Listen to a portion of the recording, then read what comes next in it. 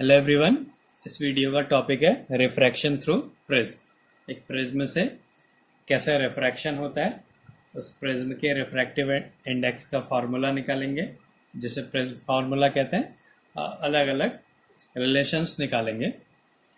तो ये एक इंसिडेंट रे है, ये प्रिज्म में इंसिडेंट हुई। अब ये रेयरर मीडियम से डेंसर मीडियम में जा रही है, तो ये बैंड हो जाएगी टूवर्ड नॉर्मल। तो हमने इस पे एक ये नॉर्मल ड्रॉ करा। नॉर्मल ड्रॉ करने के बाद ये रे को ऐसे जाना था, तो ये बैंड हो गई। ये नॉर्मल है तो ये नॉर्मल की तरफ बैंड हो गई। तो ये एक ही मीडियम है यहाँ पे, तो ये सीधी गई। और उसके बाद फिर ये डेंसर मीडियम से रेयरर मीडियम में जा रही है, तो ये बैंड हो जाएगी अवे फ्रॉम द नॉर्मल। तो फिर एक नॉर्मल ड्रॉ करा, ये नॉर्मल ड्रॉ करा। अब इसने यहाँ से सीधे जाना था, तो ये बैंड हो गई अवे फ्रॉम द नॉर्मल, तो ये ऐसे चली गई। अब क्या हुआ, ये इंसिडेंट रे की डायरेक्शन है और ये जो इमरजेंट रे है उसकी डायरेक्शन है। अगर हम इस इंसिडेंट रे को आगे बढ़ाएं और इसको पीछे मिलाएं, तो ये क्या है, प्रिज्म में जो डेविएशन हो रहा है, तो इस डेल को बोलते हैं, जो ये एंगल है इसको बोलते हैं एंगल ऑफ डेविएशन। कितना डेविएशन हो रहा है। और जो ये वाली लाइन और ये जो डॉटेड लाइन है, ये इन सरफेसेस पे परपेंडिकुलर होगी, क्योंकि ये नॉर्मल ड्रॉ किए हुए हैं हमने। ये एक नॉर्मल है n1 और ये दूसरा नॉर्मल है n2। अब क्या करा, ये दो एंगल्स हैं। एक ये जो नीचे वाला एंगल है इसको r1 मान लिया, और जो ऊपर एंगल बन रहा है इसको x मान लिया। ऐसे ही यहाँ पे r2 एंगल है और ये y एंगल है। और ये प्रिज्म है एक ABC, जिसमें ये वाला जो एंगल है इसको एंगल A मान लिया, और यहाँ पे जो एंगल बन रहा है इसको एंगल O मान लिया। तो ये इसकी कंडीशन है। अब क्या होगा, जो डेल है, ये वाला जो डेल है, ये डेल एंगल x और y के सम के इक्वल होगा, तो del equals to x plus Y हो जाएगा। तो इस ट्राइंगल में हमें क्या मिलेगा, del equals to x plus Y. अब क्या होगा, अगर हम I1 की वैल्यू निकालें, I1 क्या है, ये और ये पूरा एंगल वर्टिकली अपोजिट एंगल होंगे, तो ये x plus r1 equals to किसके इक्वल होगा, I1 के। तो I1 इक्वल्स टू क्या हो जाएगा, x प्लस r1। ऐसे ही I2 equals to y plus r2। I2 equals to क्या हो जाएगा, ये जो I2 है ये दो एंगल्स के सम के इक्वल होगा। ये दो एंगल्स का सम और ये जो है ये वर्टिकली अपोजिट एंगल्स हो जाएंगे। तो y plus r2 equals to क्या होगा, I2 होगा।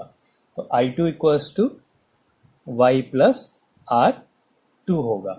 तो यहां से हम x और y की वैल्यू फाइंड कर लेते हैं। x इक्वल्स टू क्या हो जाएगा, I1 माइनस r1, और y इक्वल्स टू क्या हो जाएगा, I2 माइनस r2। ये x और y की वैल्यू हो गई। तो यहां से हम डेल की वैल्यू निकाल सकते हैं। इसको एक इक्वेशन मान लिया। तो from first del equals to क्या मिला, x की वैल्यू है I1 माइनस r1 और प्लस y की वैल्यू है I2 माइनस r2।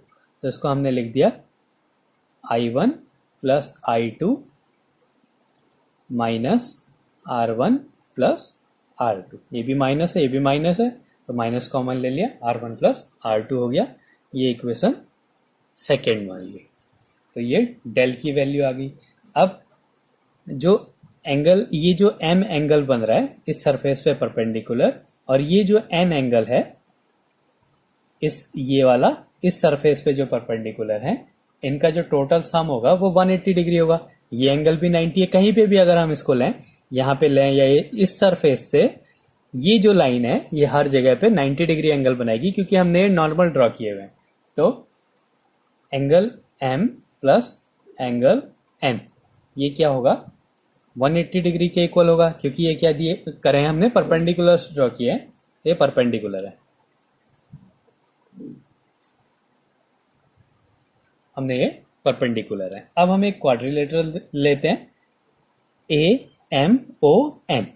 ये जो क्वाड्रिलेटरल बन रहा है, इसको अगर हम लें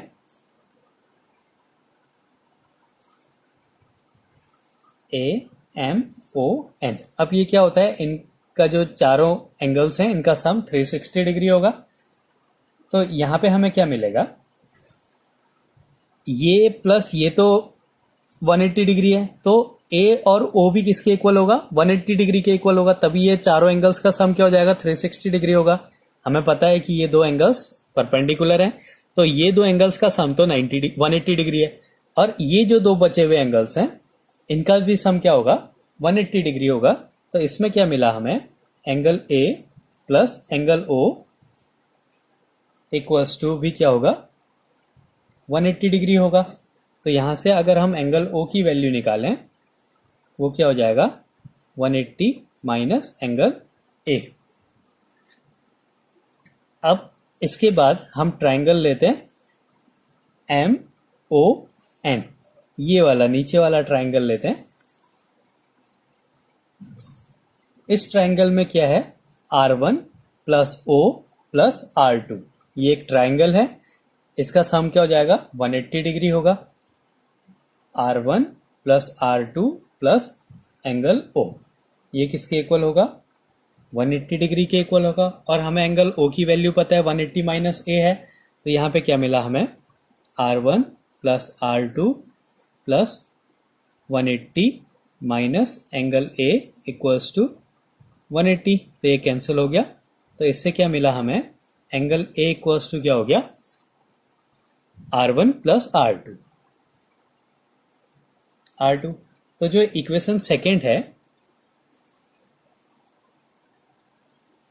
अब इक्वेशन सेकेंड से हमें क्या मिला, अगर हम ये R1 और R2 को यहां पे पुट कर दे, R1 प्लस R2 की वैल्यू, तो हमें डेल की वैल्यू क्या मिल जाएगी, I1 plus I2 minus angle A। तो ये एक रिलेशन हो गया प्रिज्म एंगल और angle of incident, angle of emergent अगर हमें पता है तो हम उसका डेविएशन बता सकते हैं, कितना डेविएशन होगा। तो ये हो गया एक रिलेशन। अब इसके बाद हमें स्नेल्स लॉ से पता है sine I upon sine R equals to N, अगर इसका रिफ्रैक्टिव इंडेक्स एन है तो sine I upon sine R equals to N होता है। अगर एंगल्स छोटे हैं, फॉर स्मॉल एंगल्स, तो क्या कर देते हैं हम, साइन आई को आई के इक्वल लिख देते हैं, तो I upon R equals to N मिल जाएगा। और इससे क्या मिलेगा हमें, I equals to N R. तो इधर से हम क्या निकाल सकते हैं, आई वन इक्वल्स टू क्या हो जाएगा, एन आर वन, और आई टू इक्वल्स टू क्या हो जाएगा, N R two. I one equals to N R one और I two equals to N R two हो गया। तो क्या हो गया, ये जो डेल की वैल्यू है, आई वन की वैल्यू हो गई N R one plus I two की वैल्यू हो गई N R two minus angle A. इसको थोड़ा सॉल्व कर दिया, एन कॉमन आया, R one plus R two minus angle A. अब फिर से आर वन और आर टू किसके इक्वल है, एंगल ए के इक्वल है, तो ये हो गया N angle A minus angle ए। तो एंगल ए कॉमन आ गया, तो ये बचा क्या, एन माइनस वन एंगल ए। तो एक ये भी रिलेशन आ गया, del equals to n minus one into a. अगर हमें इसका रिफ्रैक्टिव इंडेक्स पता है और प्रिज्म एंगल पता है तो भी हम इसका डेविएशन, एंगल ऑफ डेविएशन निकाल सकते हैं। इसके बाद अगला है prism formula. Prism formula,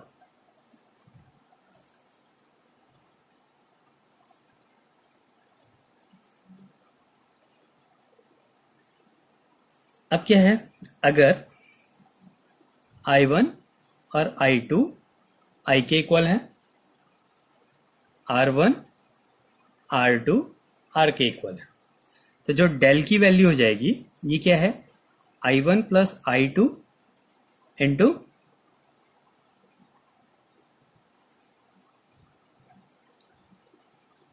I1 plus I2 minus a, ये रही del equals to I1 plus I2 minus a.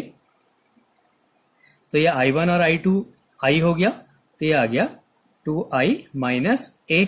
तो हम यहां से I की वैल्यू निकाल सकते हैं, तो ये हो जाएगा, इसको सॉल्व कर लेते हैं। तो यहां से हमने I की वैल्यू निकालनी है, तो I की वैल्यू क्या आ जाएगी, I इक्वल्स टू ये इधर चला जाएगा, डेल प्लस ए प्लस डेल अपॉन 2। ये आ गई आई की वैल्यू। ऐसे ही हमने आर की भी वैल्यू निकालनी है, तो angle A equals to R1 plus R2 मिल रहा है यहाँ पे।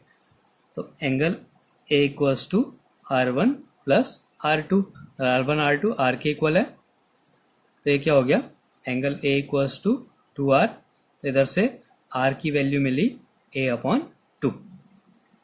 तो फिर से Snell's law, sine I upon sine R equals to N होता है, और हमें आई और आर की वैल्यू पता है, तो एन इक्वल्स टू क्या मिला हमें, साइन ए प्लस डेल।